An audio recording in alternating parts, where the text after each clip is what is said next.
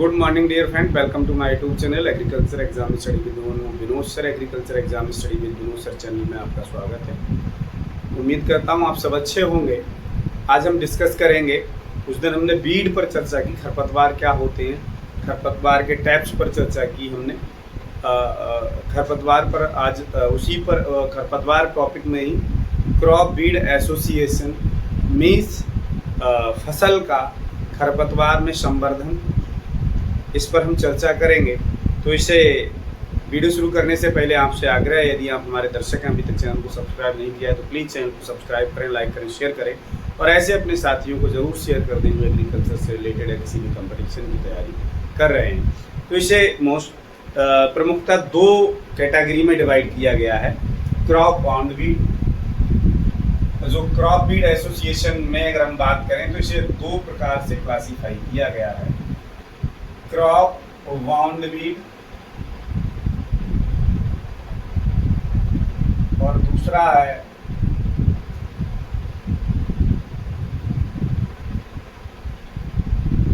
Crop associated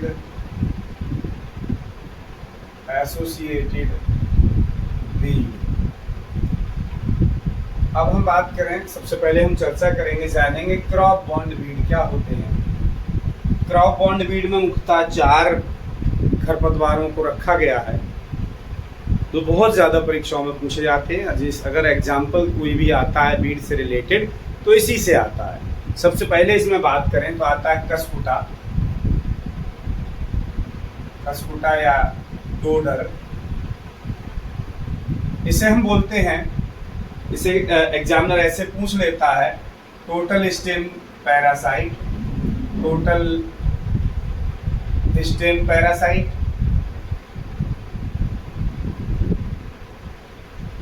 या होलो stem parasite या complete stem parasite, इस तरह से एग्जाम्पल पूछा जाता है।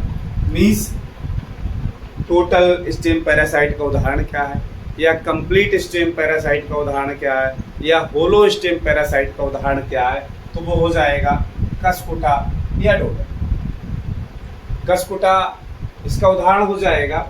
फिर एग्जामिनर दूसरा प्रश्न पूछ सकता है वहाँ के कि जो कसकुटा है ये किस फसल में लगता है, किस फसल से एसोसिएटेड है, किसके तने पर ही पैरासाइट होता है। तो अगर हम बात करें, ये ल्यूशर्न जो कसकुटा है, ये ल्यूशर्न क्रॉप पर, ल्यूशर्न एंड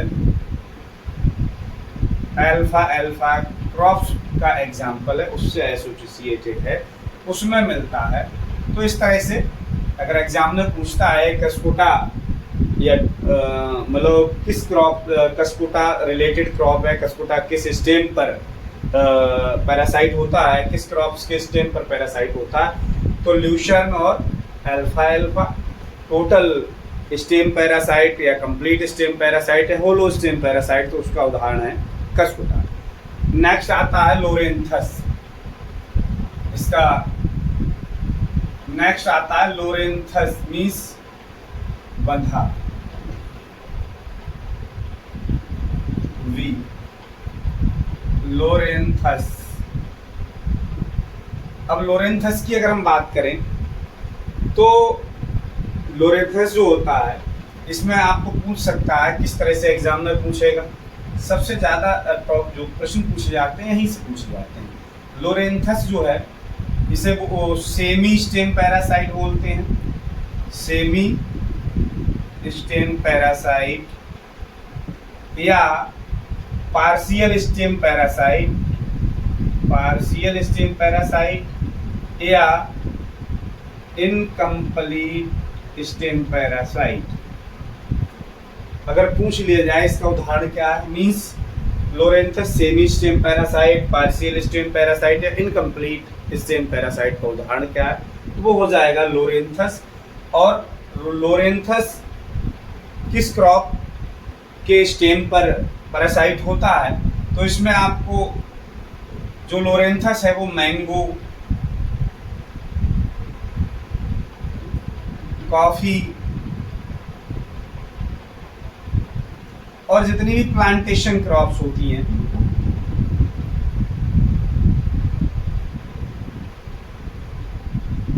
मीन्स जो प्लांट्स होते हैं पौधों के तने पर ये पैरासाइट होता है लोरेंथस। नेक्स्ट कैटेगरी है इसकी क्रॉप बॉन्ड बीड की, नेक्स्ट कैटेगरी है ओरोवेंची।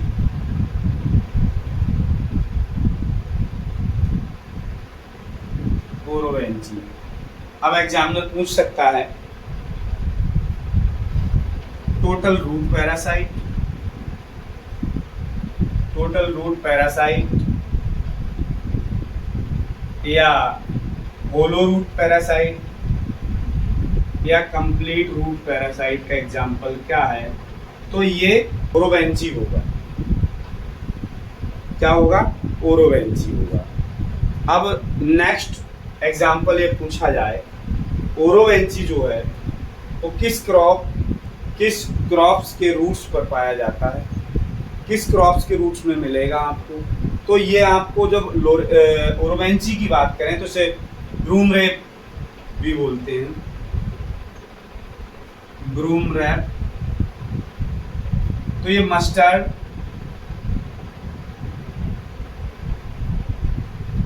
टोबैको,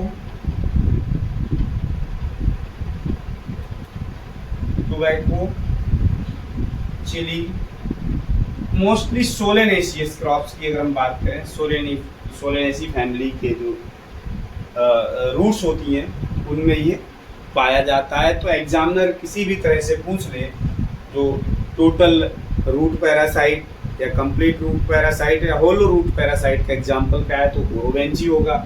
ओरोवेंची किस क्रॉप्स की रूट्स में पाया जाता है, तो ओरोवेंची जो है मस्टर्ड, टोबैको, चिली, तो इस सोलेनेसी फैमिली की मोस्टली जो क्रॉप्स होती हैं इनके रूट में ये पाया जाता है, इनके रूट में पैरासाइट।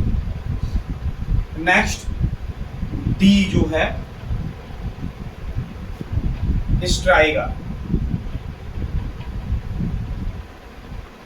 एग्जामिनर पूछ सकता है शेमी रूट पैरासाइट का उदाहरण क्या है, शेमी रूट पैरासाइट या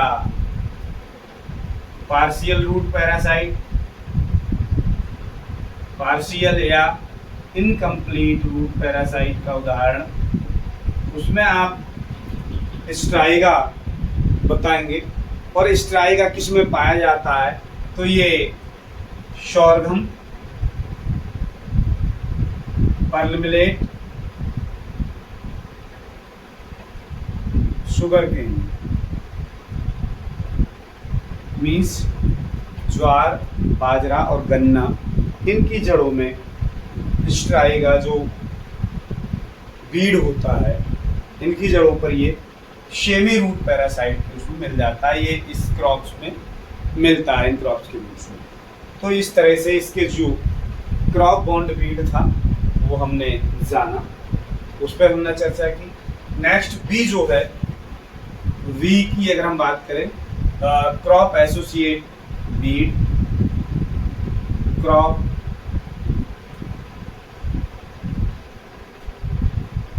एसोसिएटेड बीड। तो ये क्रॉप एसोसिएटेड बीड क्या होते हैं, ये मुख्यतः आपने देखा होगा कुछ ऐसी फसलें होती हैं जिनमें वो खरपतवार उन्हीं फसलों में मिलेगा आपको और अन्य फसलों में नहीं मिलेगा। जैसे अगर हम उदाहरण की बात करें फ्लैरिस माइनर, गेहूं में, गेहूं का मामा जिसे बोलते हैं वो गेहूं में ही आपको मिलेगा। दूसरा अगर हम बात करें कासनी, मुख्यतः बरसीम में देखने को मिलेगी आपको। तो इस तरह से, और वाइल्ड ओट, और अगर हम बात करें जंगली राइस, वाइल्ड राइस, तो इस तरह के जो खरपतवार होते हैं उन्हें हम क्रॉप एसोसिएटेड बीड बोलते हैं। इनके कुछ करैक्टरिस्टिक्स हैं, वो जानना बहुत ज़रूरी है। इनके करैक्टरिस्टिक्स पे हम अगर चर्चा करें तो ये जो होते हैं इनके करैक्टरिस्टिक्स क्या होते हैं, क्रॉप बीड एसोसिएशन आपने जाना, इनके करैक्टरिस्टिक्स क्या होते हैं। तो इसमें पहला करैक्टरिस्टिक्स की बात करें तो नीड फॉर माइक्रो क्लाइमेट। इन बीड़ों के लिए माइक्रो क्लाइमेट जैसे फसल के लिए आवश्यकता होती है, सेम वैसे ही क्लाइमेट की आवश्यकता होती है। उदाहरण के लिए अगर हम बात करें जैसे चिकोरियम इंटाइवस कासनी है, कासनी जो बरसीम में होता है, तो जैसी कंडीशन या जैसा इन्वायरमेंट, जैसे मॉइस्चर वाला इन्वायरमेंट और छायादार स्थान हो, जैसी आवश्यकता बरसीम के लिए होती है, सेम वैसे ही कासनी के लिए होती है। चिकोरियम इंटाइवस, इसका उदाहरण बात करें, ये चिकोरियम इंटाइवस। नेक्स्ट इसकी जो कैरेक्टरिस्टिक्स है, मिमिक्री भी।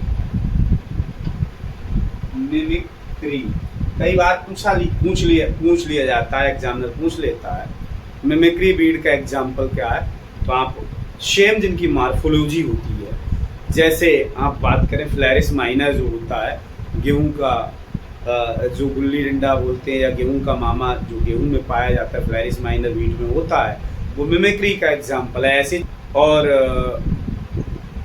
जंगली जई है और जंगली धान है, ये सब मिमिक्री बीड के एग्जाम्पल हैं, तो ये भी आपको जानना है। नेक्स्ट जो इसका उदाहरण है, रेडी कंटामिनेट।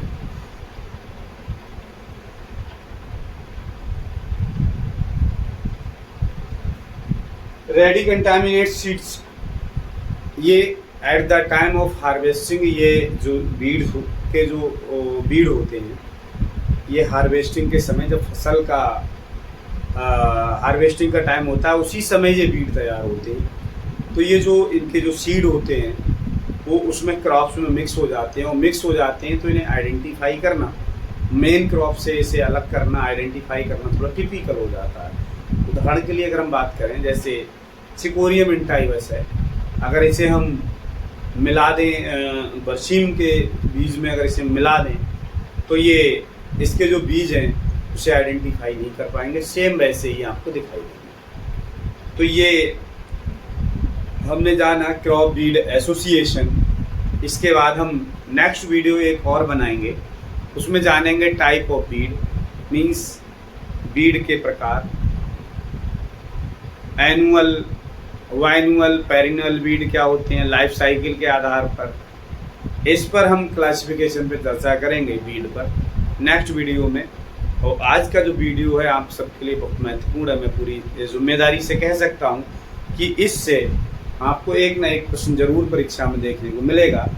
और आपने देखा होगा जो भी परीक्षा में विगत जो पेपर हैं आए हुए हैं, उनमें आप देखेंगे तो बीड से इसी प्रकार के उदाहरण आपको देखने को मिल जाएंगे। Means total root parasite, total stem parasite, semi root parasite, semi stem parasite, तो इस तरह के एग्जाम्पल आपको बहुत सारे देखने को मिल जाएंगे। ये आपके लिए बहुत ही उपयोगी वीडियो है। निश्चित तौर पर आपको परीक्षा में, मैं ये नहीं कह सकता कि पूरा यहाँ हमारे सिलेबस पूरा क्वेश्चन इसी से मिल जाएंगे, लेकिन ज़्यादातर क्वेश्चन मिल जाएंगे।